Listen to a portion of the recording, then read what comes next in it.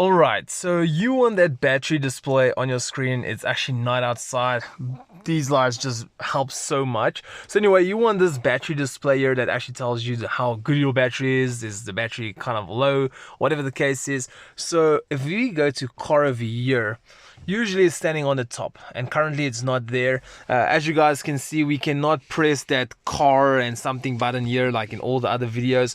We actually have to use our laptop for it. So we're gonna have to use a VCDS. I've got my screen right over here. I'm quickly gonna show you guys how to get the battery there. Let's convert to the screen. Alright, so first thing we're gonna do is we're gonna go here to select control module.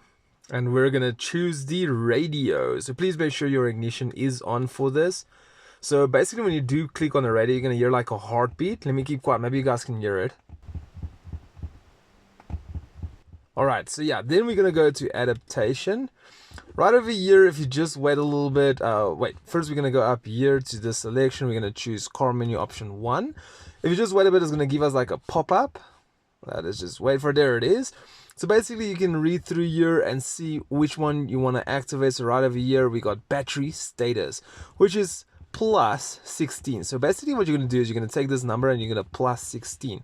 So you're going to say 6559 plus 16 is 25, it's 35. You can just say test, we can close that or not. So we're going to say test. So now it's 35. We're going to say save, and are you sure? Yes, we are. We're going to say done and go back, and just go back again so this horrible heartbeat can stop. Okay, so with that out of the way, it's right there on top. I never even touched anything. It said something about like a diagnostic mode or something of that sort. Let's quickly just click on menu. There you guys can see menu. We're going to go back here to car. There it is, all the way at the top. Let's click on it, and there we go. Battery level is 100%. So the owner of this car, I did charge his battery for like 3 days.